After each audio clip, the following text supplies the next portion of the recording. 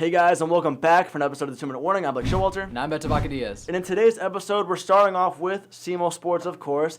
It is Friday, so, by the time it comes out, it'll be Friday. But tennis, man, we're killing it. Yeah, I feel like tennis is one of those sports that really goes under the radar unless you look for it. We are on a 12-game win streak. Ooh. And all of these games have not been close. All these matches have not been close. In our last match, we won today 6-1 against Arkansas State. And then we played Tennessee State before that, 7-0. SIUE, 5-2. Women's Lindenwood against 7-0. Like, we are killing these teams. And last year we won the OVC title. Looking to go back-to-back. Currently first in the OVC bracket, OVC table, I should say, and just looking to just continue dominating. I'm really excited what they have. Yeah, as you said, we are the reigning OVC champions, soon to be back-to-back OVC champions on this rate. I mean, shoot, 12 straight? Come on now, we're killing it out there. I don't really know much about tennis, but I know dominance when I hear 12-game winning streak, or 12-match winning streak, I should say. But yeah, man, we got to go out and see some tennis games, man. I'm 100% down to go. Yeah, I mean, especially if we go back to the OVC championship, I mean. We got to. Future 2-minute warning coverage. Absolutely, we'll be there. Probably, maybe. Possibly not. We'll see. But moving on, we got some news for the basketball team, man. We got a new transfer. Yeah, we did. He's a 5'10 guard from St. Louis, and while we're all thinking that does kind of sound familiar, we are losing a 5'10 guard from St. Louis. His name, I should say, is not Billup Bustle. His name, it's not. No, he's a new guy. His name is Rob Martin. Played last year in Indiana State.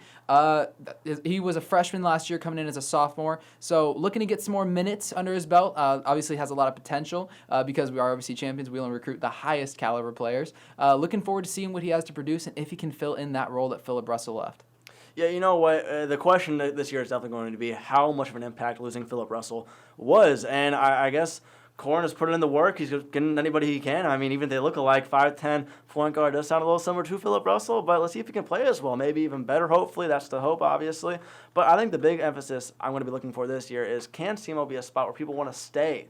That's the big thing. I don't want to just be a place where people go to prove themselves and then go out to a different school. I can't be doing that. I got to go back to March Madness, reigning OVC champions, prove to everybody that we're a dominant school, and I think Coach Korn can do that, to be honest. And I'm excited about this new talent we're getting. Oh yeah, 100%. Just looking at the team last year, like none of us expected that we would go as deep as we did. We had a lot of high hopes for them. Yeah. But Coach Korn really made everything happen. So he's back as our general coach. Like, it's going to be really exciting going forward as he's super smart when it comes to basketball. We do have some pieces here and there, like we talked about on our previous episode, Adam Larson, some new pieces from the transfer portal. I'm really excited to see what we have to offer in 2024. Yeah, we'll talk about it more in a different episode, but I am really excited for Adam Larson. I think he blows up this year. It's going to be good.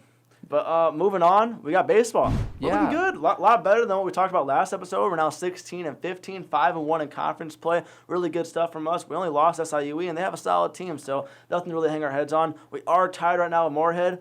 I swear, every single time we talk about SEMO Sports, I feel like Moorhead's in our way. Always Moorhead, man. Yeah, just looking at some of these results, we swept Little Rock, and it wasn't even close in a 3-game series. There's some of the results: 17-6, 6-5, closer game; 4-3, closer game.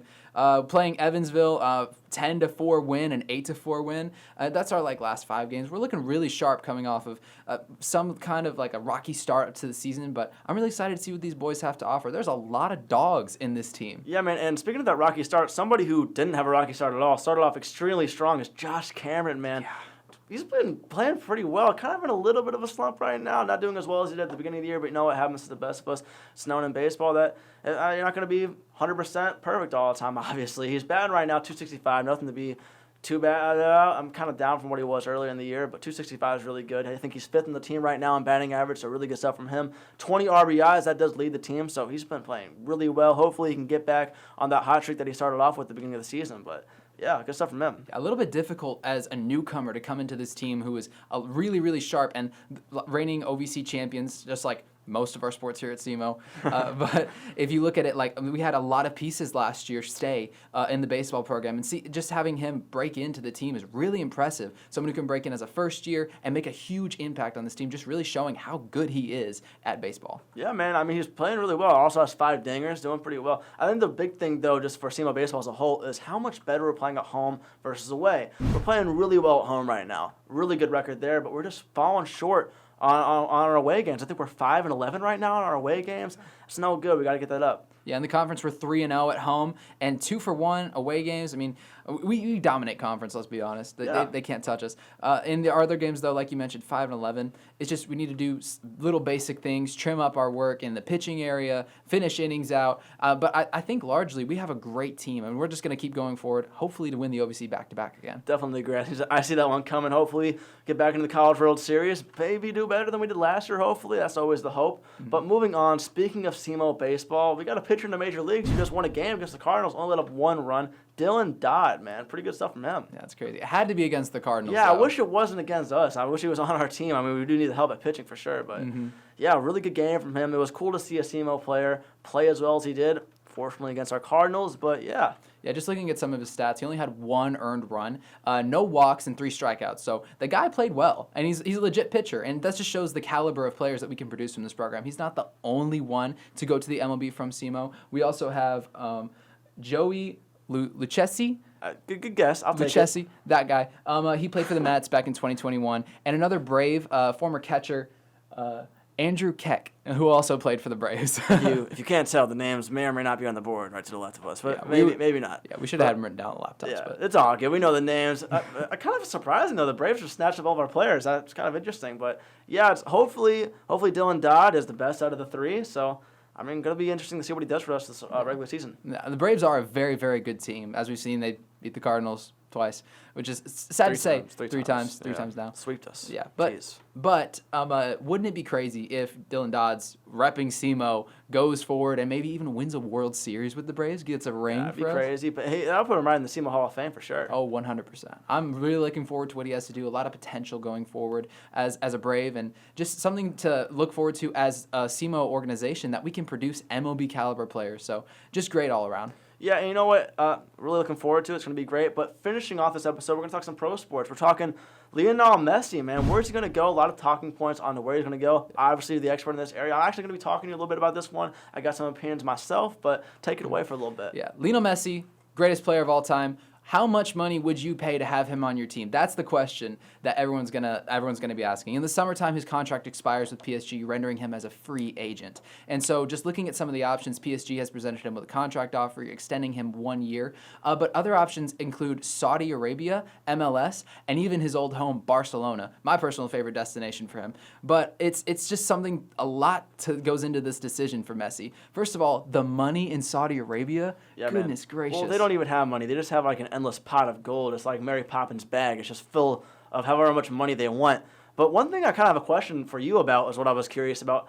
I mean, I feel like Messi's been in the league or been playing soccer for as long as I've been born. He's always been the talk of being the GOAT and stuff like that. But when do you think he'll retire, honestly? That is a really good question. I think guaranteed he has a few more seasons. He said he wants to stay in Europe as long as he can until especially the Copa America comes around, so he stays in form, stays playing against elite competition so we can lead Argentina to another trophy, which is in fact in the United States, in case you guys are interested in going. That's pretty cool. Yeah.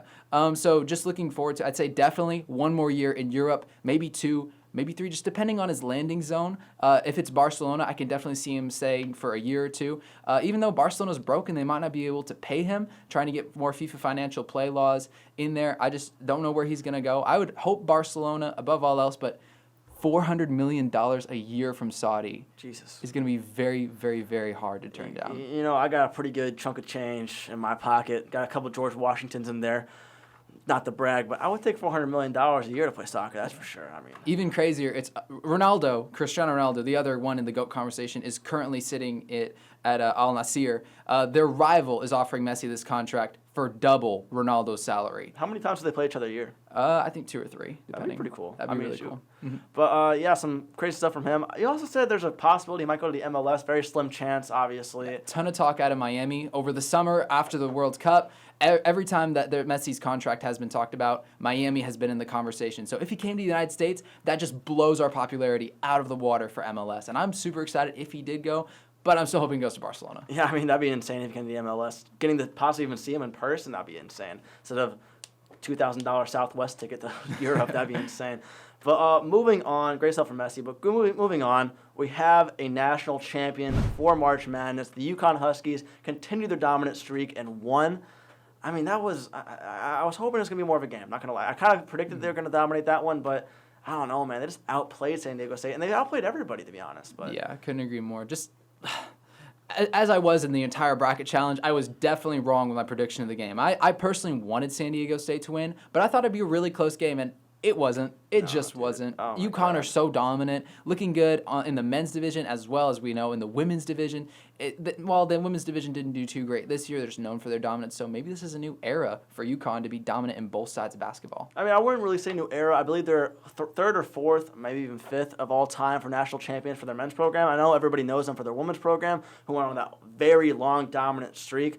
But yeah, their men's program has also been very good in the past, and everybody talks about Duke and also talks about North Carolina. But UConn has slipped in there every once in a while, got a couple championships, and their coaching is really, really good. Their players are really, really good. I think they have a couple of returners coming back. I think they have 2 people coming into the draft right now. Not really sure. But yeah, they could be going on a pretty dominant run for the next couple of years. Yeah, I definitely agree. Just looking at everyone they have and the way that they just manhandled teams. I'm really excited to see what 2024 has to bring for the March Madness bracket. As this year was just absolute insanity. Can it get crazier next year? Will there be more madness? I don't know, but definitely more to talk about next year. Definitely a lot to look forward to in the basketball department. Yeah, I mean, if they rehire those god-awful bracket makers, I think we might have some more madness next year. But that's all I have for this episode, man. Anything else? I'm all good here. Well, I'm Blake Showalter. And I'm Beto Vacadillas. Thanks so much for tuning in, guys. Make sure to follow us at the Southeast Arrow on our Instagram, Facebook, Twitter, whatever you want to follow us at. Obviously, subscribe to our channel down below. Follow us at the 2 Minute Warning with _ on Instagram. Thanks for tuning in, guys. We'll see you next time.